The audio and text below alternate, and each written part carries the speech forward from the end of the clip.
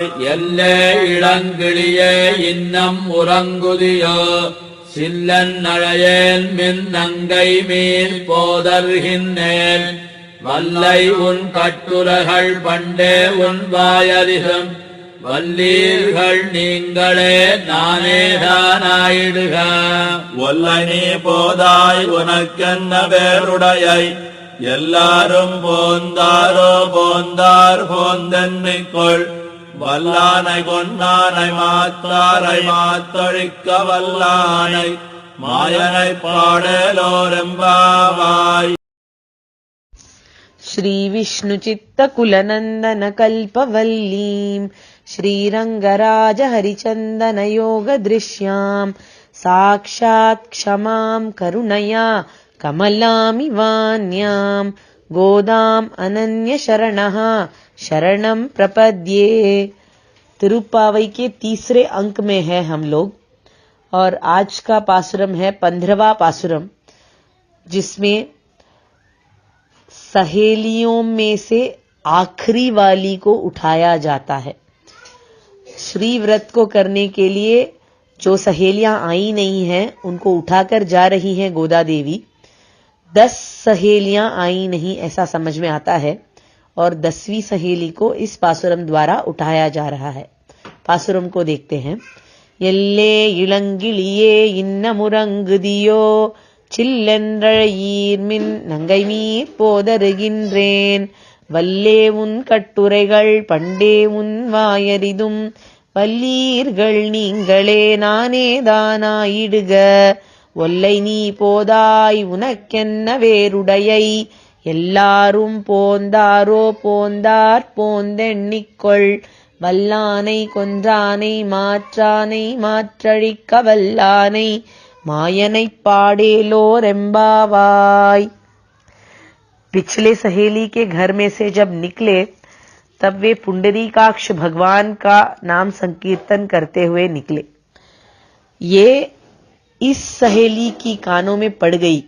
ये जो सहेली अब सो रही है, आखिरी सहेली, उसके कानों में पड़ गई और वो भी गाने लग गई और इसके गाने का आवाज इन लोगों को सुनाई दे रही है. तो ये लोग खुश हो जाते हैं, कहते हैं अरे वाह ये ले, अच्छी बात है, लगता है ये लड़की उड़ गई है तो जाकर बुलाते ही बाहर आ जाएगी.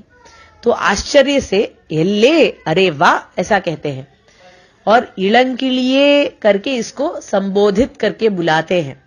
इलंकिली का मतलब है छोटी सी तोता. तोते जैसी थी ये लड़की, तोते जैसी बोल बोलती थी, सुंदर बोल बोलती थी और सुंदर भी दिखती थी.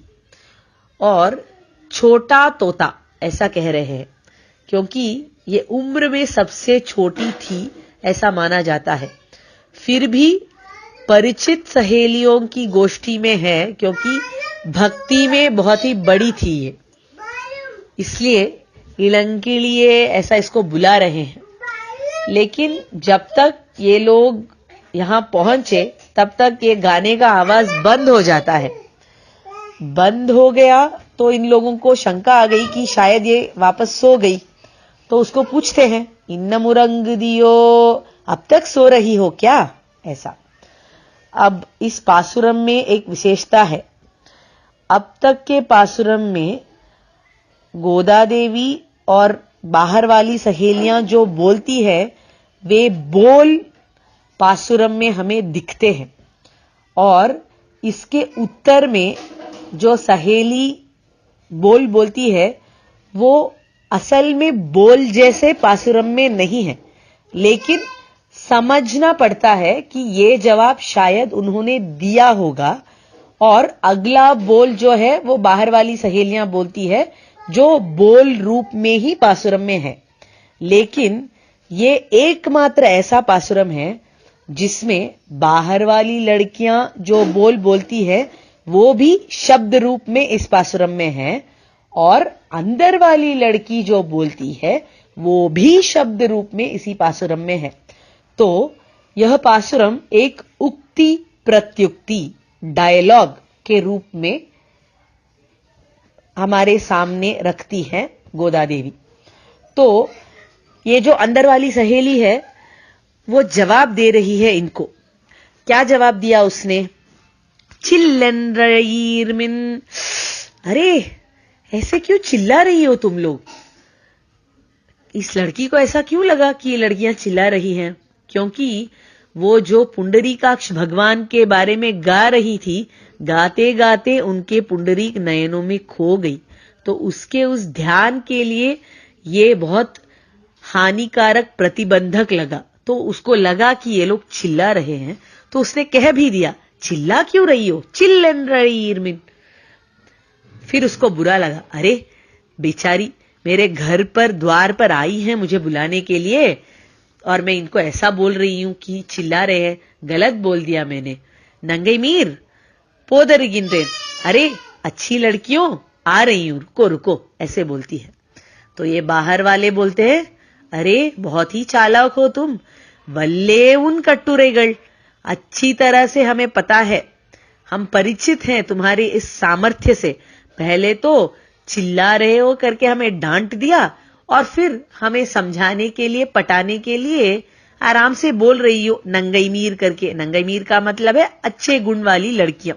ऐसे बोलकर हमें शांत करने की कोशिश कर रही हो। हम अच्छी तरह से परिचित हैं तुम्हारे इस बोलने वाले चालाकी से। पंडे उन वायरिदुम, बहुत दिनों से हमें परिचय है तुम्हारे इस चालाकी से, ऐसे कहते हैं। तो अंदर वाली लड़की थोड़ी चिढ़ जाती है, ऐसे कैसे मुझे कह रही हो तुम लोग? वल्लीरगढ़ नींगड़े, चालाक तो आप लोग हो। पहले तो मुझे येल्ले करके बुलाया, मतलब अरे अरे करके बुलाते चले आए, और फिर कहा मैं तोते जैसी हूं, चबड़ चबड़ करती रहती हूं, और ऊपर से कह रही हो इन्न मुरंग दियो, अब तक सो रही हो क्या? जबकि असल में मैं सो ही नहीं रही हूं। ऐसा सब तुम लोग कहती हो, ऐसी चालाकी तुम लोगों ने दिखाया बोलने में, और मुझे कह रही हो उसके ऊपर से, करके थोड़ा चिढ़के बोली। लेकिन बोलते बोलते ही उसे एहसास हो गया कि मैं कर क्या रही हूं। ये मेरी सहेलियां हैं, और कृष्ण भक्त हैं सारी सहेलियां। ऐसे भागवतों को, भागवत उत्तमों को कुछ भी कहा नहीं जाना चाहिए। ऐसा उल्टा सीधा तो बिल्कुल नहीं, वो भागवत अपचार हो जाता है।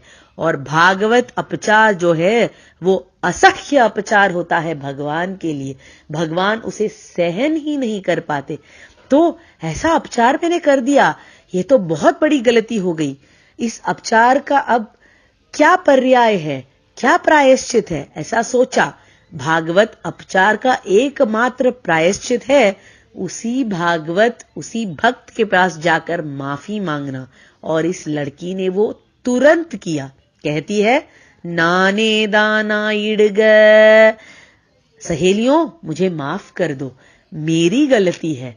मैं सो रही थी इतना देर, आप लोग मेरे दरवाजे पर आकर खड़े होकर मुझे इतने प्यार से बुला रहे हैं, और मैं आपको कुछ भी उल्टा सीधा कह रही हूं। गलती मेरी है, क्षमा करो करके अच्छा गुण दिखा देती है इधर की ये इलंग किली वाली सहेली। इसका यह गुण पूर्ति देखकर बाहर वाले लोग बहुत ही खुश हो जाते हैं। कहते हैं, वल्लैनी पोदाय, अरे जल्दी आओ, कितनी अच्छी हो तुम। किसको ये मन आएगा कि कोई गलती किया तो तुरंत जाके माफी मांगना। बहुत मुश्किल होता है माफी मांगना, गलती कर देते हैं लोग आराम से, आसानी से, लेकिन उसके लिए माफी मांगने का मन, दिल, उसके लिए बहुत साहस लगता है। और वो साहस इस लड़की के पास था। भागवतों का गुण, उनका स्वभाव जानती थी, स्वरूप जानती थी ये लड़की, और खुद भी भागवत होकर वो स्वरूप दिखा रही थी यहां पर माफी मांगकर। तो ऐसी लड़की हमारे इस संगठन में जल्दी से शामिल हो जाएं, इसके लिए जल्दी आओ करके इन लोगों ने बुलाया। ओल्लैनी पोदाय उनक्केन्न वेरुडयै, ऐसा कहती हैं कि तुम्हें अपने लिबास बदलने की भी जरूरत नहीं है, क्योंकि ये व्रत के समाप्ति में कृष्ण ही हमें अच्छे लिबास देंगे, तो वो पहन सकते हैं। वे उनक्केन्न वेरुडयै, तुम्हें कपड़े बदलने की भी जरूरत नहीं है, जैसी हो वैसे ही चले आओ करके बोलते हैं। ये अंदर वाली लड़की भी बड़े उत्सुकता से अब तैयार हो रही है। अब उत्सुकता से तैयार हो रही है, ये दिखता कैसे है? जब हम जल्दी में निकल रहे होते हैं तब बातें करते करते निकलते हैं। तो ये लड़की भी बातें करते करते तैयार हो रही है। कहती है एल्लारुम पोंदारो, क्या सब लोग आ चुके हैं? बाहर वाले कहते हैं पोंदार आ गए हैं। पोंद एण्णिक्कोल, आकर तुम गिन लो, हमें छू कर गिन लो, ऐसे कहते हैं। क्योंकि ये लड़कियां चाहती हैं कि ऐसे भागवतोत्तमा का कर स्पर्श उन्हें मिल जाए, इसलिए पोंद एण्णिक्कोल, आकर गिनो, ऐसा कहते हैं। और चलो हम लोग अभी गाते हैं भगवान के बारे में। किस भगवान के बारे में? वल्लानई कोंड्रानई, वो भगवान जिसने कुवलया पीठ हाथी का वध किया। माट्रानई माट्रिक वल्लानई, शत्रुओं की शत्रुता जो मिटाता है, ऐसा भगवान मायावी। मायनई पाडेलो रेम्बावाई, भगवान मायावी इसलिए है क्योंकि वो भगवान शत्रुओं को सिर्फ मिटाता नहीं है, बल्कि उनके शत्रुता को ही मिटा देता है। राम जी ने एक बार रावण को निरायुध पाणी बना दिया था। चाहते तो उसी वक्त उसे वे मार सकते थे, लेकिन उन्होंने ऐसा किया नहीं। उसे एक मौका दिया, कहा कि आज जाकर कल आना। क्यों उन्होंने ऐसा किया? उसे एक मौका देना चाहते थे, शायद थोड़ा सोचकर सुधर जाए। तो उस एक क्षण में जब उसे माफी मिली, उस क्षण के लिए ही सही, लेकिन उसके मन में शत्रुता मिट गई होगी। तो इस शत्रुता के भाव को, जो बहुत कड़वी होती है, भगवान मिटाना चाहते हैं। ऐसा उनका उदार स्वभाव है, इसीलिए वे मायावी कहलाए जाते हैं। ऐसे मायावी हैं जो दो तरह के कार्य कर सकते हैं। वल्लाने कुंड्रान बोलते हैं, मतलब है जिन्होंने हाथी का वध किया। यही भगवान एक हाथी का वध करते हैं, एक हाथी को बचाते हैं। कुवलया पीठ का वध किया था और गजेंद्र को बचाया था। बिल्कुल उसी तरह एक बुआ के लड़के को मार डाला जो कि शिशुपाल था, और एक बुआ के लड़के को बचाया, रक्षण किया, अर्जुन को। बिल्कुल उसी तरह एक राक्षस का वध किया, रावण का, और एक राक्षस को बचाया, विभीषण को। एक असुर का वध किया, हिरण्यकशिपु का, और एक असुर को बचाया, प्रहलाद को।